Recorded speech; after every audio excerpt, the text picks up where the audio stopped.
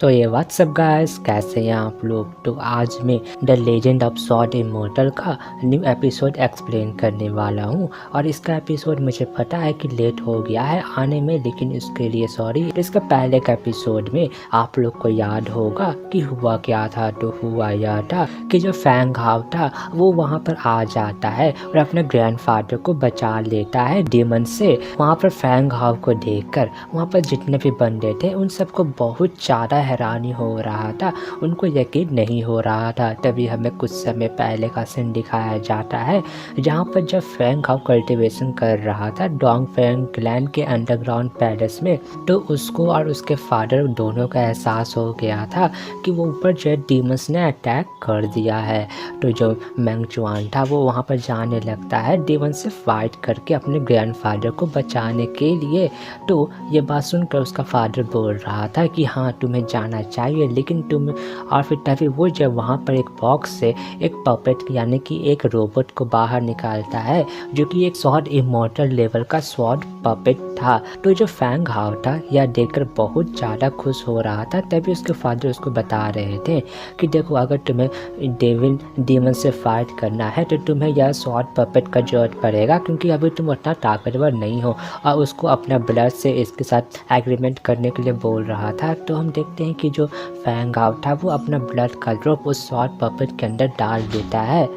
तो तभी हम देखते हैं कि वो पपेट जो फैंग हाव के स्पिरिचुअल वर्ल्ड में चला गया था। तभी उसका फादर बोल रहा था कि अब मैं तुम्हें बताने वाला हूँ कि अब तुम्हें क्या करना है, और उसको जो एक बॉक्स देता है जिसके ऊपर सील लगा हुआ था। तो ये देख कर फैंग हाव हैरान हो रहा था। तभी उसका फादर उसको बता रहा था कि इसके अंदर जो डीमन रेस को ख़त्म करने का एक फार्मूला है, एक टेक्निक है, और उसको जो तुम टियान स्वॉर्ड इमॉर्टल क्लैन का जो यूएनजी है उसी को देना, किसी को ना देना।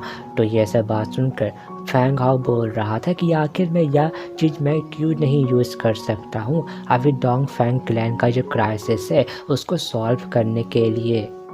तो उसका फादर बोल रहा था कि अभी तुम्हें यह सब चीज़ करने का ज़रूरत नहीं है। तो ये बात सुनकर फैंग हाव बोल रहा था कि आप चिंता ना करें, मैं जो है इसे अंकल युनजी को दे दूँगा। तभी वो उससे पूछता है कि आखिर में मैं आपको कैसे फाइंड आउट करूँगा। तो उसका फादर बोल रहा था कि तुम्हें अभी यह चीज़ टेंशन लेने का ज़रूरत नहीं है, तुम बस अपने कल्टिवेशन पर ध्यान दो और मैं अपना प्रॉब्लम खुद से सॉल्व कर सकता हूँ। और फिर तभी वहाँ पर अचानक से भूकंप आने लगता है। तो फैंग हाव का फादर का स्पिरिट वहाँ पर से चला जाता है। तो फैंग हाव उस बॉक्स को ले लेता है और फिर तभी वो भी वहाँ से चला गया था। और फिर हमें प्रेजेंट का सीन दिखाया जाता है।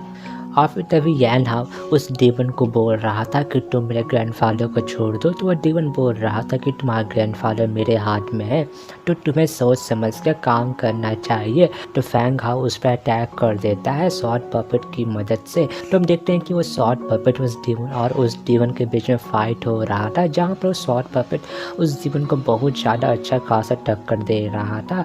जहाँ पर हम देखते हैं कि वो शॉर्ट पपेट और उस डीवन के फाइट के कारण वहाँ पर एनर्जी वेव जनरेट हो रहा था, जहाँ पर सबको वहाँ पर खड़ा होने में दिक्कत हो रहा था उस एनर्जी वेव के कारण। और फिर तभी हम देखते हैं कि वो शॉर्ट पपेट वहाँ पर जीत चुका था। तो ये देख कर वो फैंग हाव वहाँ पर अपने ग्रैंडफादर के पास जाकर पूछता है कि आप कैसे हैं। तो उसका ग्रैंडफादर बोल रहा था कि चिंता ना करो, मैं ठीक हूँ। तभी हम उन दोनों डीमन का सीन देखते हैं जहाँ पर उन लोग को यह पता चल गया था कि उन लोग इसका कोई भी मैच नहीं है। तो उन लोग वहाँ से भागने का तैयारी करता है, लेकिन हम देखते हैं कि जो फैंग हाव था वो शॉर्ट पपेट का यूज़ करके शॉर्ट टेक्निक को परफॉर्म करके उन दोनों डीमंस पर अटैक कर देता है, जहाँ पर वो दोनों डीमंस उस अटैक के सामने कुछ भी नहीं कर पाते हैं और वो दोनों मारे जाते हैं। तो फिर तभी वो शॉर्ट पपेट यून हाई सिटी के जो लीडर था उसके तरफ शॉर्ट पॉइंट कर देता है। तभी हम वहाँ का सीन देखते हैं जहाँ पर वो लीडर बहुत ज़्यादा डर गया था। अब बोल रहा था कि आखिर में फैंग हाव इतना पावरफुल कैसे हो सकता है, उसने जब फैंटम स्वॉर्डमैन को मार दिया। और उन लोग हैरान हो रहा था कि तभी वहाँ पर शॉर्ट पपेट आ जाता है और फिर तभी वहाँ पर फैंग हाव अपने ग्रैंडफादर को भी लेके आ जाता है, जहाँ पर उसका ग्रैंडफादर अभी भी घायल हो रखा था। तभी फैंग हाव उन लोग को तब देखते हुए बोल रहा था कि आखिर में तुम्हारी हिम्मत भी कैसे हुआ मेरे डोंगफेंग क्लैन पर अटैक करने का। तो ये बात सुनकर वो यूनहाई सिटी का मास्टर बोल रहा था कि हम लोग से गलती हो गया, या डीमंस थे जिन्होंने हम लोग को फोर्स किया या करने के लिए। तभी फेंग हाओ बोल रहा था उस यूनहाई सिटी के मास्टर को कि अगर मेरे फादर नहीं होते तो तुम कभी भी जीफू स्टेज पर नहीं पहुंच सकते थे और तुमने यह हरकत किया। और फेंग हाओ सुप्रीम एल्डर को बोल रहा था कि तुमने कहा कि तुम यह सब काम डोंगफेंग क्लैन के भलाई के लिए कर रहे हो, लेकिन यह तो तुम्हारे भलाई के लिए है और आखिर में तुम इमॉर्टल क्लैन के लिए कैसे लायक हो सकते हो। और फिर तभी वो वहाँ पर गुस्सा होते हुए अपने थंडर ड्रैगन को अपीयर कर लेता है। तो यह देख कर वो दोनों बंदे वहाँ पर डरते हुए बोल रहे थे कि आप कृपया करके हमें माफ़ कर दें, हम कभी भी ऐसा ना करेंगे दोबारा से। लेकिन हम देखते हैं कि फेंग हाओ यहाँ पर बहुत ज़्यादा गुस्सा हो गया था। अब बोल रहा था कि जो डोंगफेंग क्लैन है वो कोई ऐसा जगह नहीं है जो यहाँ पर तुम अपने मर्जी से जो चाहो वो कर सकते हो। और साथ ही साथ वो अपने ड्रैगन से उन लोग पर अटैक कर देता है।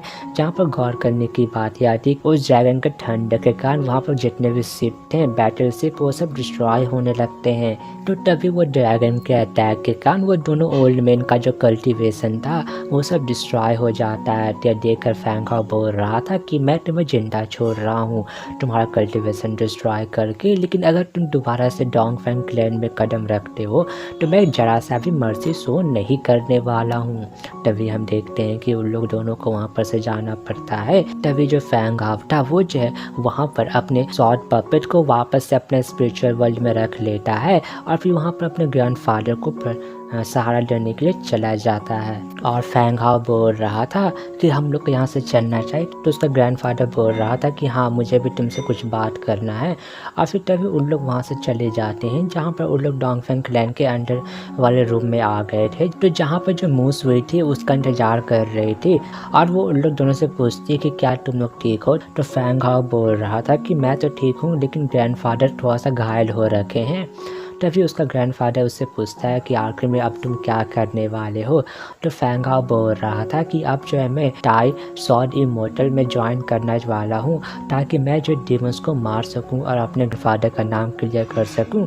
और बोल रहा था कि मैं यह इमॉर्टल टोकन से युआन जी को मैसेज भेजने वाला हूँ इसके बारे में और वो मुझे लेने के लिए आ जाएंगे। अब बोल रहा था कि वैसे भी दूसरी बात यह है कि डीमंस जो है इमॉर्टल्स क्लैन में हमला करने वाले हैं, क्योंकि मुझे यह बिल्कुल भी अच्छा नहीं लग रहा है और मैं जो है अंकल युआन जी के साथ मिलकर डीमंस के साथ फाइट करना चाहता हूँ। उसका ग्रैंडफादर बोल रहा था कि अगर ऐसी बात है तो तुम इसमें टाइम वेस्ट ना करो, अपना काम शुरू करो। लेकिन तभी अचानक से इमॉर्टल टोकन से एक एनर्जी बॉल वहाँ पर से चला जाता है। यह देखकर उन लोग हैरान थे। तभी हम देखते हैं कि हमें जो टाई सॉर्ड इमॉर्टल क्लैन का दिखाया जाता है जहाँ पर हम देखते हैं कि वहाँ पर चारों तरफ स्नो फैला हुआ था। तभी हमें एक बंदे का सीन दिखाया जाता है जो कि कोई और नहीं बल्कि यैन जी है, जहाँ पर उसके जो इमॉर्टल टोकन था वहाँ पर फेंग हाओ का नाम अपीयर हो गया था। तो वो समझ जाता है। जहाँ पर हम दूसरे बंदे का सीन देखते हैं जिसका नाम बाई सैंग है, जो कि उससे पूछ रहा था कि आखिर में क्या दिक्कत है। तो वो उसको बता रहा था कि क्या तुम्हें मूसवान के बारे में याद है, उसने जो मुझे मैसेज भेजा है। और उसको बता रहा था कि मूसवान ने हम लोग को बहुत समय पहले साथ मिलाकर डेमन से फाइट करवाया था, लेकिन पता नहीं क्या हुआ उसके बाद वो हम लोग से बहुत ज़्यादा दूर चला गया। और उसको बोल रहा था कि इस बार जो मैं कुछ समय के लिए टाई सॉर्ड इमॉर्टल क्लैन को छोड़ के जाने वाला हूँ। तो ये बात सुनकर बाइसन पूछ रहा था कि आखिर में तुम कहाँ जाने वाले हो। तो जो यैन जी था वो उसको बता रहा था कि मैं डोंगफेंग क्लैन जाने वाला हूँ, क्योंकि इस बार जब मूसवान ने मैसेज भेजा है तो इसका मतलब यह है कि उसको पता चल गया है कि डेमंस के साथ कैसे डील किया जाए और मुझे जाके उसका जो सन है उसको प्रोटेक्ट करना पड़ेगा। तो बाइसन पूछ रहा था क्या तुम्हें पता है कि जो मूसवान है वो कहाँ है और 6 साल पहले क्या हुआ था। तो यूनजी बोल रहा था कि नहीं, मुझे नहीं पता। तभी बाइसन उससे पूछता कि क्या मैं भी चलूं। तो यूनजी बोल रहा था कि नहीं, ज़्यादा आदमी का जाने का जरूरत नहीं है, मैं काफ़ी हूँ, मैं ठीक रहूँगा। और फिर तभी हम युनजी को देखते हैं जो कि अपना स्वॉर्ड वहाँ पर अपीयर कर लेता है और उस पर खड़ा हो गया था। तो जो बाइसेंग था वो बोल रहा था कि तुम चिंता ना करो, मैं जो इमॉर्टल क्लैन का अच्छा से रखूंगा। तो ये बात सुनकर युनजी वहाँ से चला गया था। तभी हम बाइसेंग का सीन देखते हैं जो कि बोल रहा था कि इसको जो मैसेज आया मोसवान से या तो वाकई में इंटरेस्टिंग है, और मैं सही बताऊं तो यहाँ पर मुझे यह बाइसेंग बिल्कुल भी सही नहीं लग रहा है।